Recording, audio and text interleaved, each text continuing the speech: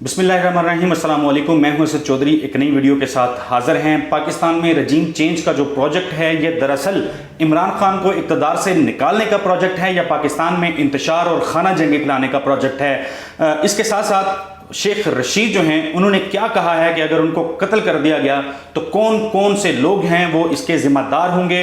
इसके साथ साथ मैं आपको बताऊंगा वो कौन से दो सहाफ़ी हैं जिन्होंने मौजूदा हुकूमत की, इमरान खान और शेख रशीद समेत दीगर जो अपोजिशन रहनुमा हैं इस वक्त के, उनके खिलाफ जो कार्रवाइयाँ हैं उस पर तनकीद की है। कौन से हुकूमत के हमायती सहाफ़ी हैं जो वाज़े तौर पे खुल के हुकूमत को अब खबरदार कर रहे हैं कि अगर इंतकामी कार्रवाइयों का सिलसिला यूं ही चलता रहा तो इसके नताइज हुकूमत के लिए, बिलखसूस शहबाज शरीफ जो हैं उनके लिए ख़तरनाक हो सकते हैं।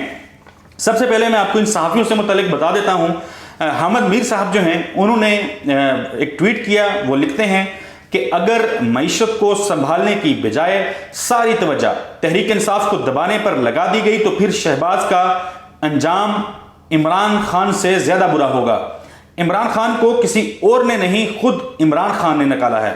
शहबाज शरीफ को इमरान खान नहीं बनना वरना वो मुसीबतों में फंस जाएंगे। इंतकामी कार्रवाइयों के हवाले से बात की जा रही है, तहरीक इंसाफ को दबाने के हवाले से बात की जा रही है और बात यह की जा रही है कि जो मौजूदा कार्रवाइयाँ हैं, जो FIRs और मुकदमात पाकिस्तान के मुख्तलिफ शहरों में इमरान खान और शेख रशीद समेत दीगर रहनुमाओं के खिलाफ दर्ज किए गए हैं, अगर ये सिलसिला यूं ही चलता रहेगा और हुकूमत की तवज्जो जो है वो मईशत को ठीक करने पर ना रही, इसी तरह इंतकामी कार्रवाइयाँ चलती रहीं तो इसके नताइज जो हैं वो शहबाज शरीफ के लिए भयानक होंगे और वो मुसीबतों में फंस जाएंगे। इसी तरह एक दूसरे हम देखते हैं, एक खातून तजियाकार हैं, माहिर कानून हैं, रीमा उमर साहिबा। रीमा उमर साहिबा के हवाले से लोगों की राय ये है कि शायद उनका टिल्ट जो है वो पीपल्स पार्टी और नून लीग की जानिब होता है। लोग इस तरह से उनको देखते हैं, सोशल मीडिया पे उनको क्रिटिसाइज भी करते हैं। तहरीक इंसाफ के जो हामी हैं वो उनके साथ गालम गलोच तक का सिलसिला जो है वो हम देखते हैं माजी में होता रहा है। रीमा उमर साहबा ने मौजूदा हुकूमत के इस सारी कार्रवाइयों को बड़ी तनकीद का निशाना बनाया है। वो कहती हैं कि अफसोस, एहसन इकबाल के साथ जो हुआ उसके बाद भी आपने कुछ नहीं सीखा। अब आप हुकूमत में हैं, जिम्मेदारी दिखाएं, अपने सियासी मुखालफिन का मुकाबला सियासत से करें, मजहबी इश्तियाल अंगेजी और इंतकामी कार्रवाई से नहीं। मजहबी मामलात को आगे रखकर एहसन इकबाल साहब, मैंने पिछली वीडियो में आपको बताया था, उनके ऊपर जानलेवा हमला हुआ था, उनके बाजू में गोलियां लगी थीं। अब मुख्तलिफ जो तजियाकार हैं, मुख्तलिफ सहाफ़ी हैं, वो कह रहे हैं कि अगर नून लीग ने उस वाक़े से भी नहीं सीखना और अब हुकूमत में आने के बाद अपने सियासी मुखालफिन के खिलाफ उसी तरह की कार्रवाइयाँ करनी हैं तो फिर हमने माजी से क्या सीखा है। इसके बाद मैं अरशद शरीफ साहब के हवाले से आपको बताता हूँ इस सूरत हाल पे वो क्या कह रहे हैं। शकील करार साहब साबिक सदर हैं नेशनल प्रेस क्लब इस्लामाबाद के, उन्होंने एक ट्वीट किया। वो कहते हैं कि साबिक वज़ीर दाखिला शेख रशीद की अपने कत्ल की मनसूबाबंदी के खिलाफ थाना कोहसार में दरखास्त जमा। अगर मैं जेल से बाहर कत्ल हो गया तो नवाज शरीफ, शहबाज शरीफ, हमजा शहबाज समेत दीगर को शामिल तफ्तीश किया जाए। IG के हुक्म पर दरखास्त को मीडिया से छुपा दिया लेकिन हमने कापी हासिल कर ली। यानी शेख रशीद की जो दरखास्त थी जो उन्होंने थाना कोहसार में जमा करवाई कि अगर मुझे कत्ल कर दिया गया तो उसके जिम्मेदार कौन होंगे, उन्होंने इसमें नाम भी लिए। 7 लोगों के नाम शेख रशीद साहब जो हैं उन्होंने बताए हैं कि ये लोग होंगे जो मेरे कत्ल के जिम्मेदार होंगे। तो ये जो FIR दर्ज हुई थी, इस FIR को मीडिया से छुपाया जा रहा था लेकिन शकील करार साहब जो हैं वो इस FIR को सामने लेके आए। इसी उनके ट्वीट को ट्वीट करके लिखा अरशद शरीफ साहब ने। वो कहते हैं कि बल्कि ये उन्होंने अलग से ट्वीट किया हुआ था कि खुफिया रजीम चेंज ऑपरेशन बेनकाब होने के नताइज इंतहाई संगीन होते हैं।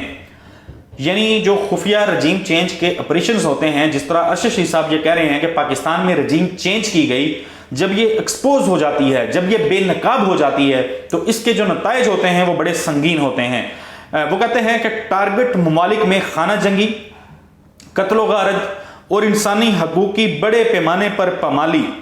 वो कहते हैं कि वक्त है पाकिस्तान को बचाओ और जल्द अज जल्द इंतखाबात का ऐलान कराओ ताकि लोग इलेक्शन की तैयारी में मसरूफ हों।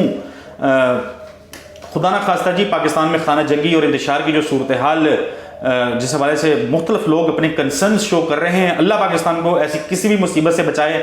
اگر پاکستان میں جس طرح لوگ یہ سمجھتے ہیں کہ اگر یہ جو جعلی حکومت ہے، یہ جعلی حکومت اس کو قرار دیتے ہیں جو شہباز شریف صاحب کی حکومت ہے، کہ اگر یہ قائم رہے گی تو پھر حالات جو ہیں وہ انتشار خلفشار کی طرف ہی جائیں گے. پھر وہ کہتے ہیں کہ جب عمران خان کے خلاف کرپشن کے ثبوت نہ ملے تو سازشیوں نے وہ مقدمہ کیا کہ جس مقدس ہستی کے لیے اس مرد کلندر نے دنیا بھر میں آواز بلند کی اور دنیا نے ناموس رسالت کے حوالے سے پہلی دفعہ مسلمانوں کا موقف تسلیم کیا. وہ کہتے ہیں کہ آگ لگانے والے معلوم ہیں، باقی کٹ پتلی.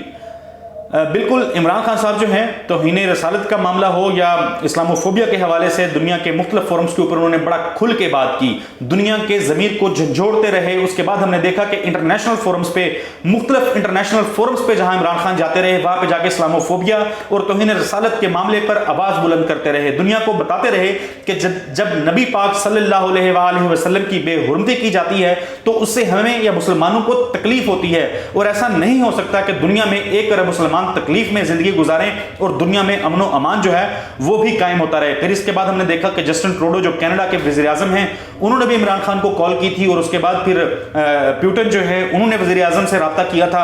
اور پھر اس معاملے کے اوپر پھر سب سے بڑی کامیابی 15 مارچ کو دیکھنے میں آئی تھی جب اسلاموفوبیا سے متعلق اس کے تدارک کے لیے دنیا بھر میں عالمی دن منانے کا اعلان کیا گیا تھا. اس صورتحال پہ ایاز امیر صاحب جو ہیں وہ کیا لکھ رہے ہیں، انہوں نے پروگرام میں بات کی، جو تھنک ٹینک ان کا پروگرام ہے اس میں وہ کہتے ہیں کہ اس وقت ملک میں خلفشار یہ نہیں ہے کہ شہباز شریف وزیر اعظم اور حمزہ وزیر اعلیٰ ہیں. خلفشار یہ ہے کہ یہ لوگ لائے گئے ہیں اور اس کا الزام اوروں پر لگ رہا ہے اور یہ خطرناک ہے. یعنی شہباز شریف یا حمزہ شہباز کو وزیر اعظم بنا دینے سے بڑا مسئلہ یہ ہے کہ الزام جو لگ رہا ہے کہ ان کو کون ہے جو ان کو لے کے آیا ہے، ان کو کس نے بنایا ہے، یہ جو الزام والا معاملہ ہے وہ کہہ رہے ہیں کہ یہ زیادہ خطرناک ہے. عمران ریاض صاحب جو ہیں انہوں نے کسی شخص نے ایک ٹویٹ کیا ہوا تھا جس کا تاثر یہ تھا، اس سے مل رہا تھا کہ شاید کوئی اس طرح کا منصوبہ بنایا گیا. انہوں نے پھر اس کو ری ٹویٹ بھی کیا ہوا تھا کہ کپتان کو تھانے میں بند کر کے مشتعل ہجوم کے ذریعے مروانے، مطلب آگے انہوں نے کچھ لوگوں کے نام لیے ہیں، میں اس ویڈیو میں نام نہیں لوں گا. اس طرح کی باتیں میرا خیال ہے اس کو اپریشیٹ نہیں کیا جانا چاہیے کہ ہمارے جو ادارے ہیں ان کے لوگوں کے اوپر خود ایسی بغیر جانے بغیر سوچے سمجھے شروع کر دیں. خلفشار اور انتشار تو پیدا ہی ایسے ہوتا ہے کہ جو اصل لوگ ہوتے ہیں، جو اصل معاملات ہوتے ہیں، اس کی بجائے آپ اندر ایک نئی لڑائی جو ہے وہ سسٹم کے اندر ایک شروع کر لیں. تو وہ اس حوالے سے کہہ رہے ہیں، لیکن کچھ مختلف لوگ جو ہیں وہ صحافی جو ہیں وہ اس حوالے سے لکھ رہے ہیں کہ شاید کپتان جو ہیں ان کو اس حوالے سے خطرہ ہو سکتا ہے. پھر وہ لکھتے ہیں کہ رانا ثناء اللہ کے عمران خان کے خلاف FIR کے بعد دنیا بھر کے مسلمان سوال اٹھا رہے ہیں کہ اس بندے نے تو ناموس رسالت کے لیے عالمی فورمز پر لڑائی لڑی، وہ کیسے حضور پاک کی شان میں گستاخی کا سوچ بھی سکتا ہے؟ ہم پاکستانی اب دنیا کے ان مسلمانوں کو کیا جواب دیں؟ آبویسلی دنیا اور مسلمان ممالک بالخصوص سوال تو کریں گے کیونکہ عمران خان صاحب ان ایشوز کے اوپر بولتے رہے ہیں اور یہ الزام ان کے اوپر لگا دیا گیا، عمران خان پہ لگا دیا گیا کہ خدا نہ خواستہ انہوں نے جو واقعہ ہوا مسجد نبوی میں اس کے پیچھے عمران خان صاحب ہے. یہ اب تک کی ویڈیو تھی جی. مجھے اگلی ویڈیو تک کے لیے اجازت دیجیے. اللہ حافظ.